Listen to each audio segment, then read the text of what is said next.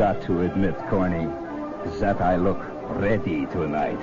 Have you noticed that? Oh. What a fathead. What are you giving me to drink?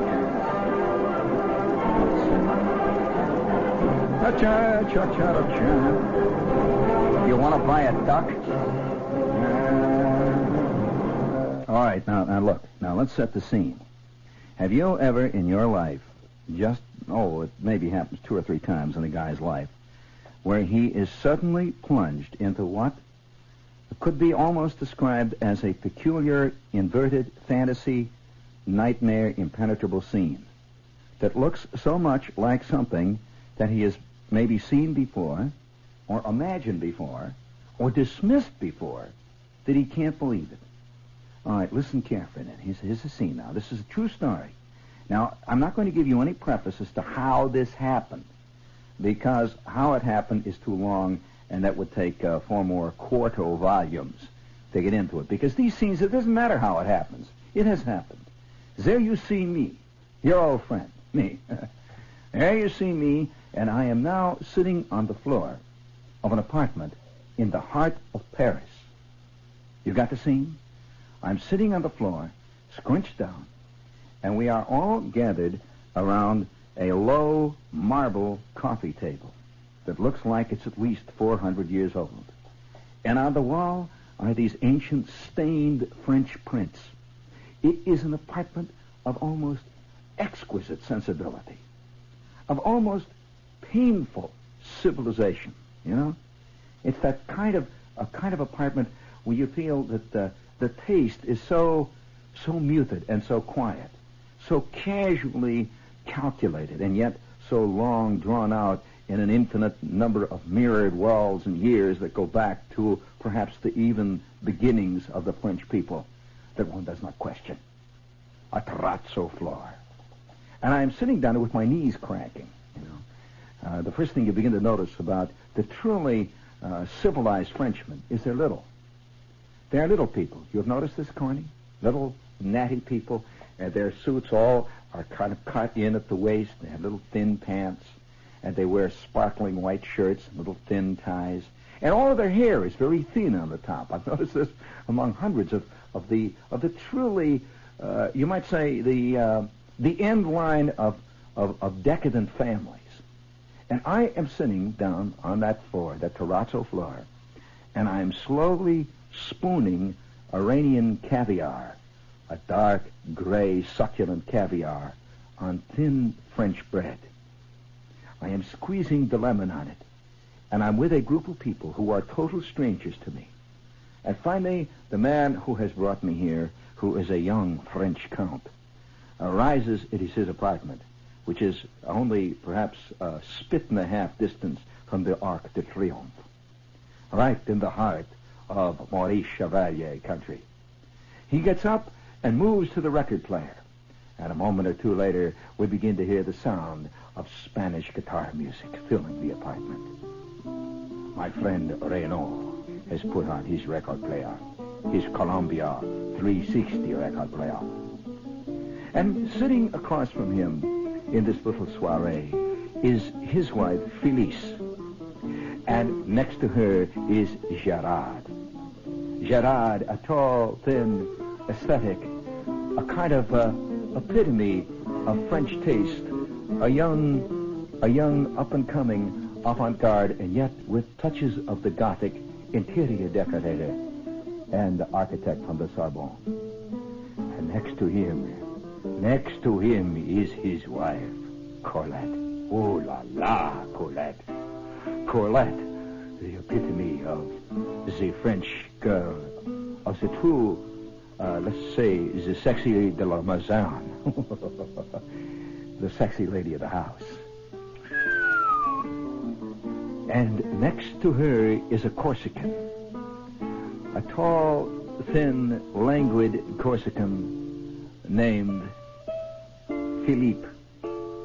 Philippe, who I have discovered listening to their involved, subtle, beautifully muted French conversation. Philippe has traveled all the way up from Corsica, his home, to spend 3 days in an attempt to see if he can make any time with Colette, who is the wife of Gerard, the young architect. And sitting next to me is Renaud, the husband of the family. And it was suddenly I found myself in the middle of a Guy de Maupassant short story. The subtle interplay of sexual inferences, and by the way, the French are exceedingly, particularly if you get high enough up in the circles, very graphic. Very graphic in their stories. And I am sitting in the middle of all this, attempting to grab a hold of it, attempting to somehow be part of this swirling scene right out of Laurent, a bad French farce. And I begin to realize that these French farces are not really French farces. That's the way the French really are. I couldn't believe it. And all night long, the Corsican sat attempting to make time with Colette. They nuzzled.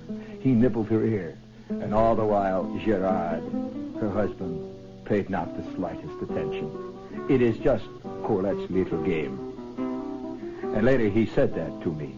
It is Colette's little game. I cannot take from her her hobby. I said, her hobby? He says, everyone has his hobby. She has hers. Oh, I have mine.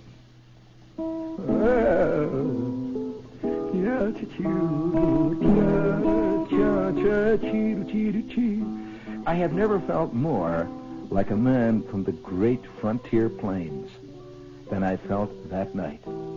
This quiet, muted little interplay of subtle nuance. And all the while I sat hairy, kind of big, a kind of bulking. And I'm not a big, bulking man.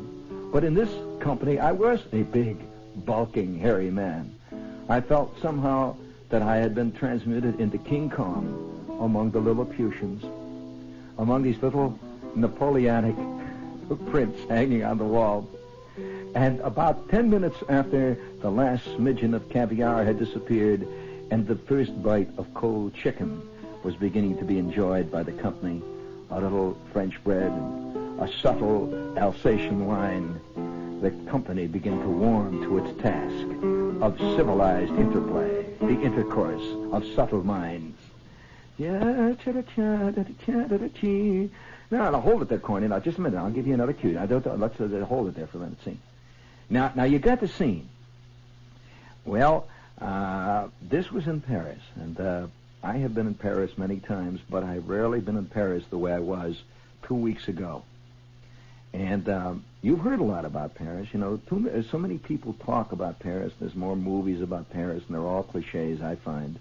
Just like the movie about New York is always a cliche. You always have the scene of the Empire State Building, and you have, this stuff. They never show you the Grand Concourse in the movie. And whenever they make a movie, somehow Queens is left out. They never include Flushing as part of New York. Well, that was the beginning of a weekend, the likes of which I have never spent anywhere in any foreign country, really. Because I began to see the American against the backdrop of an older civilization, I don't want to be pompous about it, and an older civilization that was alternately jealous of the new civilization and resentful of that new civilization, and at the same time embracing that new civilization.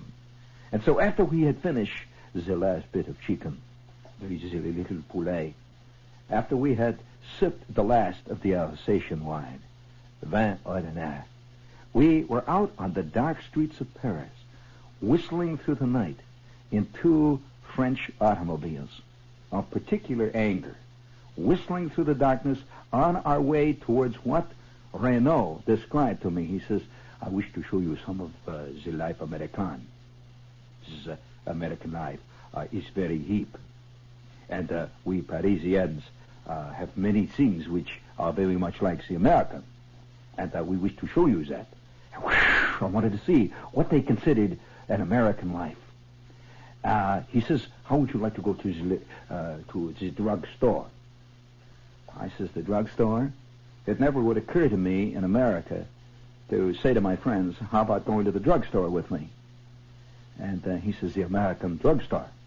And always around everything he said was a kind of vague, tongue-in-cheek putting down, you see, that this is American. This is American life, of course. We don't take it seriously. It's a bore, however.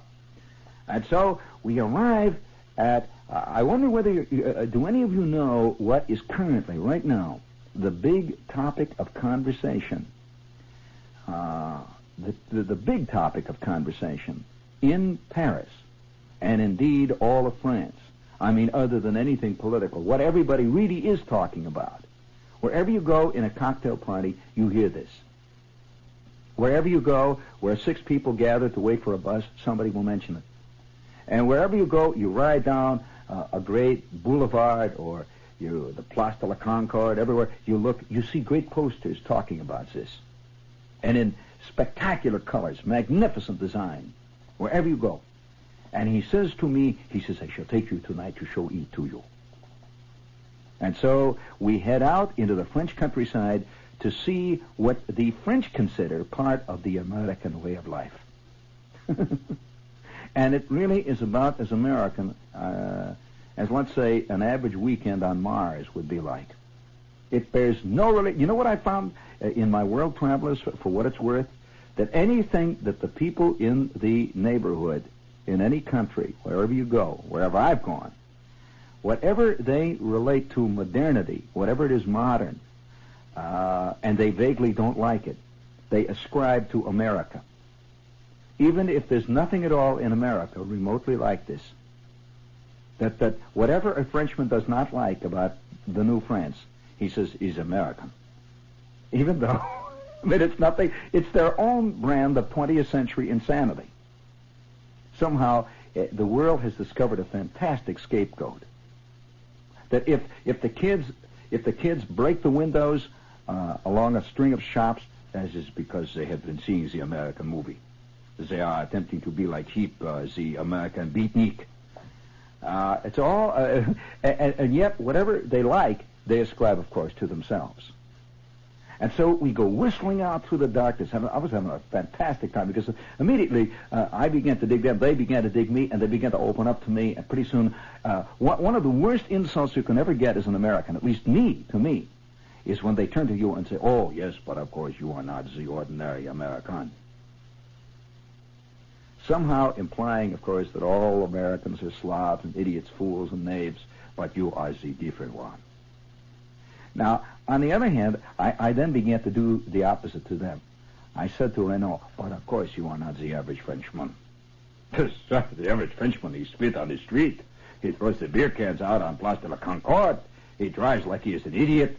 He steals the antenna right off his Fiat. He is a slob, idiot. He knows nothing of politics, of course. Whew, he's purple. Because I'm giving back to him what he's giving to me, and then there was a kind of funny silence because they're not used to getting it back, in their terms. And so we are whistling out through the night, and we are in the direction, we are going in the, I will award you a brass figure if you think you're a traveler. I don't care what you read, the little profiles of what's happening in Paris and in the New York, and that they never talk about the real things that are happening in a country. For example, if you get to New York, there's a letter from New York in the British newspapers. It's always written by some effete person like Alistair Cook. And he talks about what's really happening in New York. And I'm there, you see. I'm in Paris reading what's happening in New York, and I don't recognize the New York I've just left. Because he's never talking about the things that are really happening, like the Mets have won 3 straight. And everybody in town's talking about this. This is really what's happening. Or the kind of things that you and I talk about continually in our little life, in our little walking around, scratching, spitting life. That there is the equivalent in Paris. There is the equivalent in Bangkok, the day-by-day life. And I will award you a brass figurine with bronze oak leaf palm if you think you're a traveler type and you've been to France in the last year and a half, or maybe the last year. What is it that they are speaking of now, today and tonight in Paris? Huh? What is it? It is not the sex. It is not the new wave movie. Oh, no. What is it, huh? Yeah. This is WNACAM and WRKO-FM in Boston. That Boston, by the way, of course, we could go further and further in what the French are talking about. I'll tell you this. In my little time over there, walking around and talking to. I was very careful. I went there more as a reporter, really, and I listened and I make notes all the time. And the one thing that I found that I thought was very significant. Oh, by the way, Lee, would you make a note for me for tomorrow's show? This is another thing that they've got going in France that they believe is an American idea, and you know, I kind of let them believe that because it was such a great idea. I'd never seen anything like it. Put down Pub Renault, R-E-N-A-U-L-T, like the car Renault. Pub Renault, which they believe is an American idea, and it has nothing whatsoever to do with America. More and more, I see countries that are beginning to develop things, all kinds of things, which I've seen this happen. For example, I noticed this in Bangkok. I heard the same thing too. But whenever a country develops something that seems to have a modern slant to it, there is always a large group of conservative people in any country. I don't care what country it is. And those people today have a tendency to blame anything modern on America, as though we somehow created the 20th century. That it is our century. I suppose England is associated with the 19th century, right? And France is the 18th century. That anything you talk about in the 18th century was France. And I will say one thing, though, to ward off, I'm sure that a lot of people out there believe that in France all they talk about today is Vietnam. No, on the contrary. Now, this may be true in some of the newspapers, but I was interested to find that few people in France, particularly the people I was around, and these were all hip, writing-type people, they were kind of leery of talking about Vietnam.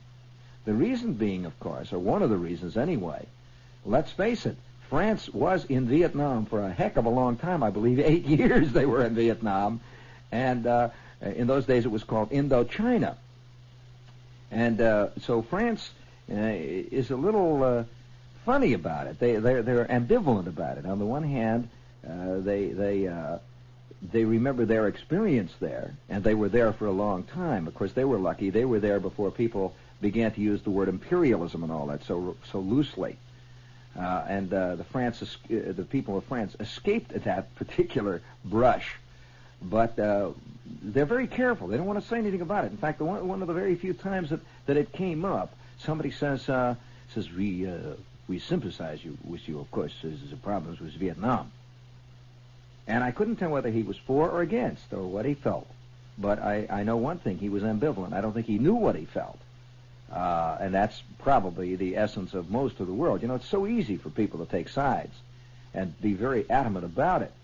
But it's not so easy to know something about a situation. And when you really know as much about Vietnam as the French do, to be as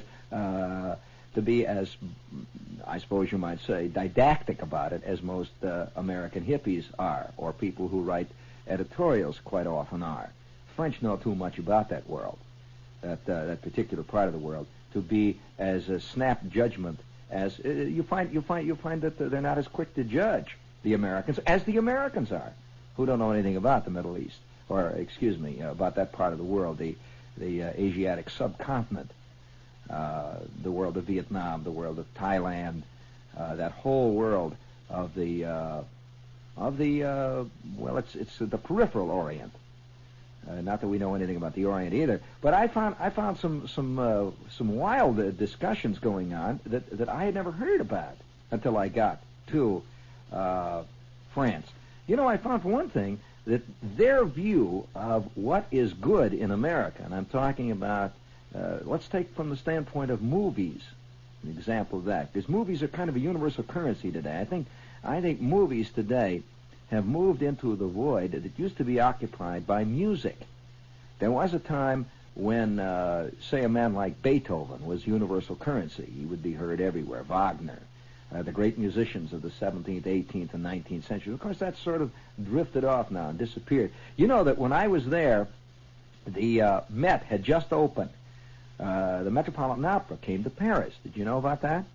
And for the first time, probably a large number of the Metropolitan Opera stars were booed, literally booed, as they performed. Roberta Peters was practically booed off the stage.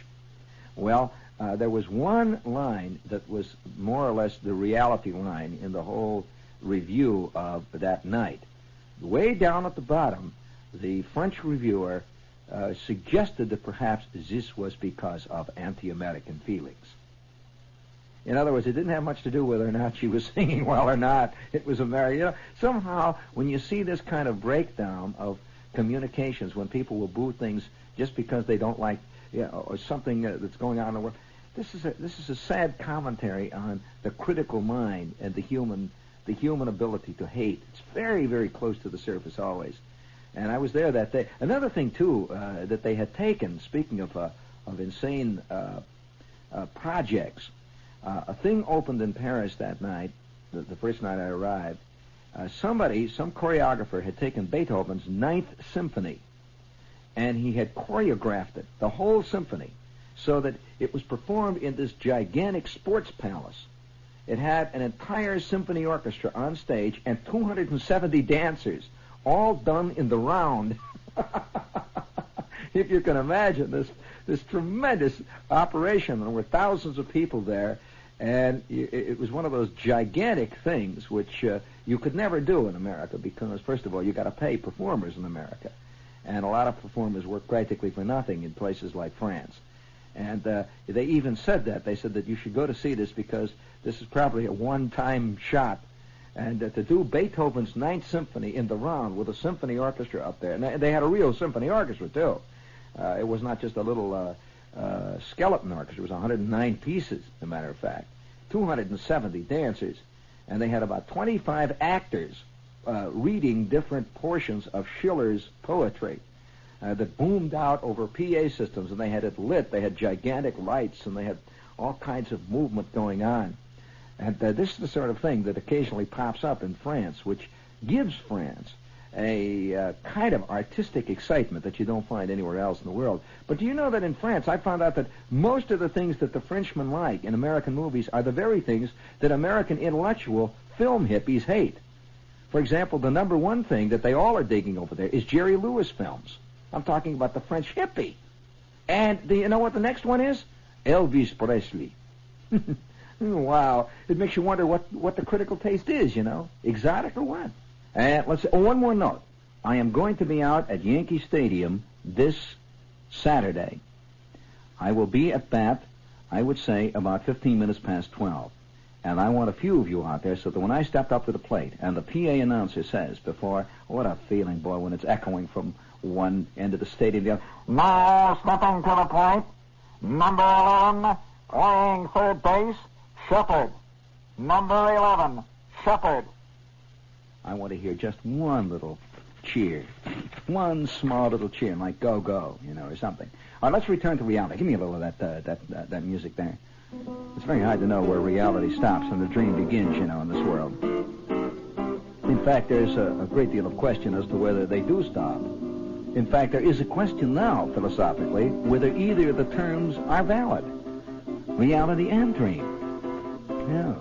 Bring that up there. We liable to find ourselves in the middle of a beefy here unless we watch it. Me and Samuel Beckett and Earl Wilson. Bring it up. There you go. Well, I'll tell you, we are whistling through. Have you noticed not one person has called in? There's not one has called in and told me what is the number one topic of conversation in Paris. I'll give you a clue, Carney. Here's the clue. I'll give you a clue. It is a construction of a kind, of a sort. In other words, it's not a book. It's not an idea, although this could be called an idea. I was dumbfounded to find that the Parisian thinks of this as an American concept. And it has nothing whatsoever to do with anything I have ever seen in America anywhere, and I've been all over the country at one time or another. And it is considered to be an American concept. Now, no, well, hang it up there. They don't know. Because the word, what it is that they're talking about in France can be, all you have to do is tell me one phrase. It is one word. There is a name to this thing. It is not an idea. It's not what de Gaulle is going to do about NATO. As a matter of fact, I found that most Frenchmen that I have talked to, there's a funny feeling about de Gaulle, a kind of ambivalent feeling about de Gaulle, And they sort of shrugged their shoulders and said, well, this is me. This is de Gaulle, you know. That's all they say. And I say to them, well, do you like de Gaulle, or do you like his ideas, or what? And he says, well, this is de Gaulle, you know. And I can never quite find out what they think or what they feel. Well, anyway, since obviously nobody knows what it is that I'm talking about, there are posters all over France advertising something. Have you got that other card up there? That other one? That other one? Oh, hold it there. I'll show you. Hold it there now. All over France, you see these gigantic posters. And there they are, hanging there, beautifully done, superb design. These posters are advertising something called Paris 2, or Paris 2. Yeah. Paris 2. Paris 2. Paris number 2. And what is Paris 2? Ah, this is an American idea. This is very hip.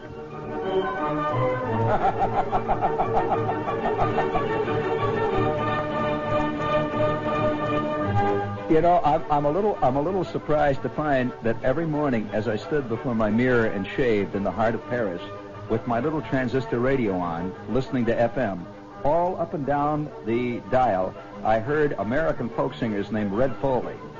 They weren't even folk singers. There's a phrase that's used, something kickers, I remember. And they're singing, I'll be coming round the mountain when she comes. And in between every one of those stations playing American music, there are hundreds of stations playing this kind of French music. Believe it or not, they still listen to it there. It's hard to believe. Yeah. It just sort of floats out all over France, all over Paris.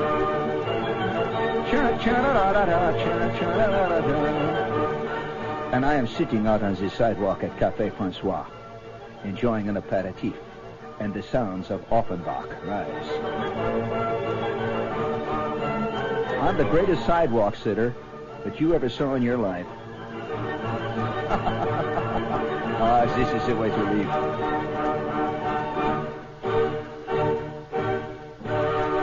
Café Francois. Very good.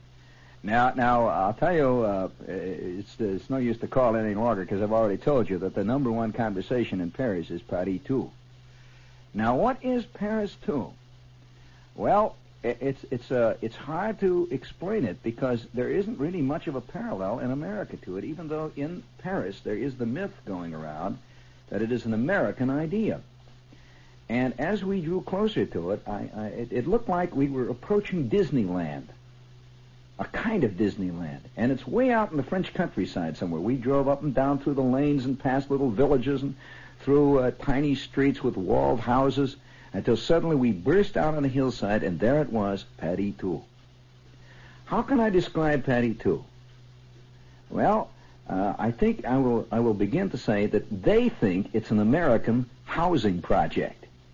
You know, what they call luxury American housing, the kind of thing where you buy an apartment, it's a cooperative apartment. But actually what it looks like when you get close to it, I've never seen anything in America remotely like it, because first of all, it's way out in the country. And it looks vaguely like, hard to describe it. I'm really thrown here because there's no parallel. I can't quite think in terms of what. It's all glass to begin with, but not glass in the American sense. It's as though everyone is living in some kind of a display case. I'll tell you what it really looks like. Have you ever driven through along the Jersey Turnpike and you've looked down from the turnpike and you can see the Howard Johnson Motel that's up there on the hill? And it's all lit up a kind of an orange colored. And the orange, it's all kind of orange light and all glass. And it has a sort of motel. It's motel, but it's a kind of fairyland motel. It's not motel in the old sense, the little shacks all one after the other, little TV antennas, but it's that fairyland quality that Howard Johnson architecture throws to it. Orange lights and green lights and kind of plastic eaves rising up. Well, here is Paris 2. And Paris 2 is believe me, is really controversial in France. A group of French builders have built this fantastic cooperative housing project just outside of Paris. And they sold, it opened the Sunday before I was there. And in one Sunday, they sold, now get this, sold 1,100 apartments. And the lowest price apartment went for the equivalent of something like $18,000. And they went all the way up to maybe $65,000 in this peculiar, strange-looking otherworld, vaguely fairyland, vaguely Howard Johnson, vaguely Texas. It has no relationship, though, to anything I ever saw in America, even though I may be describing it in American terms. And yet everybody in France believes firmly that this is one of them American ideas. Very bad. And I couldn't explain it to these people. This isn't American. And so we drove around through Paris, too, and looked at the people who were all living in their kind of strange display case. You could see them walking around and holding their martinis and so on. And they have a big swimming pool in the middle of it. And then the genuine center, the hub of this establishment of Paris, too. And I at this point, I'm having a wild time. I'm really enjoying myself because the people are beginning to warm up, you know. Gerard was beginning to feel his Alsatian wine, and Colette was beginning to tell dirty jokes in the French, and Philippe was beginning to feel his oats, and Felice was having her fun, and Renaud was nervous. He was with me. He was supposed to be showing me the better side of France, and now they're all drunk. And we were having a wild time. And so he says to me, he says, we should go to the drugstore. I says, the drugstore? It never occurred to me to go out on a big night on the town and go to the drugstore. And so right in the middle, now get this. This is in the country, friends. Way out in the country. This would be like the equivalent of being somewhere near, if you're going to think in terms of the East Coast, somewhere near Flemington, New Jersey. I mean, you know, there's nothing. Well, right out in the country, on the hillside, is this thing. It looks like a sort of strange... Do you remember the World's Fair building that was built on built by, I believe, the Travelers Insurance? It looked like an umbrella. Do you remember that building with the big red umbrella? Well, this thing is sitting on a hillside. It looks like a big mushroom, all lit up. Fantastic lights all the way around. Inside of it, there must have been 1,000 light globes hanging at all different angles and lights. And it was lit inside like a stage set. Yellow, green, purple, mauve, amber spots all over the place. And there it was, sitting on the hillside, a big thing. Oh, it must have been the size of, a football field at least.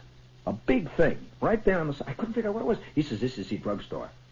And we drove closer, that big cloverleaf all in front of it, a gigantic parking lot, and the place is mobbed with people, all sitting at different levels in big, plush, white, round booths. They weren't even booths. They were like nightclub, almost like, I can say, perhaps, do you remember when they used to talk about conversation pits? Well, these were all set at levels, gigantic, big things, all white and puffy and sort of 1933 Jean Harlow styles. You know, the big white puffy, sort of fluffy boudoir kind of things. It's all very feminine, by the way. And inside of this place, they are selling cashmere sweaters. They have all kinds of little shops. Cashmere sweater girl over here. Here's a very, very expensive perfume shop. And they have absolutely no drugs anywhere. The drugstore in Paris has done away with drugs. You cannot buy... I said to myself, well, I'll buy some razor blades, you know. I was looking for razor blades. Forget it. This is not a drugstore. I mean, it's just called a drugstore.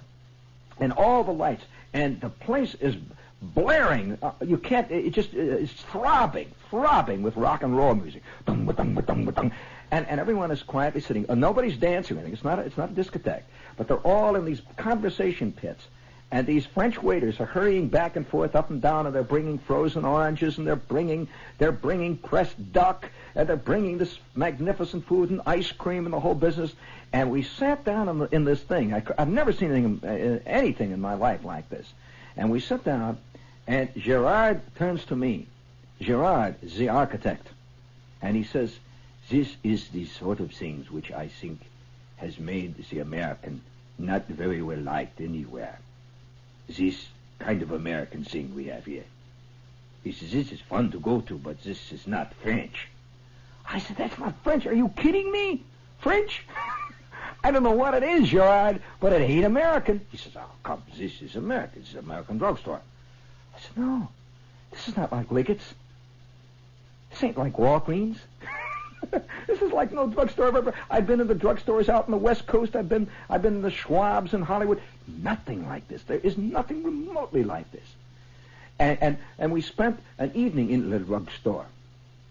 And I had this wild feeling of, isn't it fantastic how the American is blamed for everything all over the world, and he doesn't have anything to do. It doesn't do any good to deny it. I mean, you just might as well go along with it and pretend like, oh, if you think this is a drugstore, you should see the drugstore at home. Oh, this is nothing compared to what we have. Oh, we have the drugstore covers 17, 15, maybe it's 20 block. We have 7-story drugstore. We have the, and I'm sitting in the middle of this. Well, then about 10 minutes later, and it was one of those wild nightmare nights. We're sitting in this thing, and I'm eating this mocha sundae, and trying to pretend like, this is my scene, this drugstore scene. And we are now out in the night again. And 15 minutes later, I am in the middle of Saint-Germain-des-Prés. Has this ever taken off? I'll tell you, we are surging down a little tiny street, and we're in the middle of a gigantic teenage riot. And I mean a genuine riot. You keep hearing about teenage riots. It's a nameless, formless riot. The riots that most of us are used to are riots with a purpose. This happened, this particular indignity, or this particular civil right, this particular thing. This was just and I was right there when it started. Right at the minute it started, in the middle of this thing. And we are surging down this little narrow street, and through it, there are about 75 guys driving in Renaults and Fiats, a guy with a Ferrari, looks like an Arabian prince on his night out. He's with this 9-year-old girl, and they're all driving this thing, and people are jumping on the hoods, and there are kids running around. All of them look vaguely a little bit like, it's very difficult. If you think we're having troubles here, I tell you, it is almost totally impossible to tell a French male from a French female if they're under 18. Impossible. I'll tell you, you can get yourself into some very embarrassing situations in France. And so here they're surging and yelling, and all of a sudden here I am in the middle of this with the French count. I said, how the hell did I get myself in this? I'm with a French count, and with Philippe and Gerard. And now Gerard is beginning to get very angry at the Corsican, because now it's getting a little late. He wants to take his wife home, and he has realized that the hobby has gone far enough now. And I begin to, there's a little sense any minute now violence is going to break out in our crowd. And we're looking for a car which we have lost, and we're surging down through this little narrow street, and all of a sudden somebody he starts yelling out of the upper story window. He peers out, and I see this, and what's going to happen? Immediately the crowd looks up, and this guy has a great big pan full of hot water. Shoom! Down it comes on the crowd, and it lands all over me and about 45 other guys, and instantly there's a riot. Instantly it starts to go. And I hear the windows crashing in, and I hear that that sound. Have you ever been in the middle of a rolling senseless violence? That sound. You just hear that pow, and you see guys jumping up in that wild-eyed look, and everybody's in a nutty way. When that happens, there's always one group of people who enjoy it wildly. And they begin to lash out. They begin to grab chicks, and you hear the windows crashing, and you see coming around, the French gendarme has approached, and they have a kind of riot car that is really frightening. I'll tell you this. They have about 3 different types of cars they drive, but they have one kind of horn, and it goes, ow, ow, ow, ow, ow, ow, ow, ow. It just goes insanely, and the lights are flashing, and these gendarmes rush out, and we surge down the street in the direction of our car, and my coat is wet, and I've been wounded in action, the whole business, and Gerard's coat has been torn, and you see this wild, moiling gang of teenagers leaping up and down on the hood of a Jaguar. Here was this beautiful XKE that was being destroyed by this mob. Some poor guy had left his car parked up on the sidewalk, and how they do in the middle of the great big Saturday night scenes in places like the Village and places like the Left Bank and here's somebody. And these kids were jumping up and down on the hood, and the policemen were coming out. Oh, the poor guy! And I could hear ow, ow, ow, ow, ow, and a wild screaming French imprecations. And now all of the people in the apartments all above us began to pour stuff down on the streets. And 5 minutes later, we're back in the car, And we are heading for the apartment after our wild night. After our night in the drugstore, Paris too, the riot. And we are heading back towards the apartment and what was left of the cold chicken. And with that, Renaud turns to me and he says, this, of course, he says, this kind of thing, he says, this never happened till the American was here. And I didn't see an American face anywhere. All those French faces, yelling and screaming and breaking the windows. He says, this has not happened till the American was here. I said, well, I guess it didn't happen till I showed up tonight. That's probably true. And I bowed down and I realized that the life of the American in 1966 ain't easy. And I could see the lights in the sky as the kids were burning down the town. And the Eiffel Tower was toppling. And we drove back towards that quiet apartment. Do you want to hear tomorrow night? I'll tell you tomorrow night the story of the French desert and the hang-up that all the French have on what they think of as the American Wild West. You want to hear about that? I'll tell you. I don't know why people pay money to go into Disneyland when there's nothing in Disneyland that even remotely approaches real life, for fantasy, for ecstasy, for passion, for exoticism, for eroticism, the whole long line, the whole plastic scene of the mid-1960s. Wow, this is the American cheap life, of course,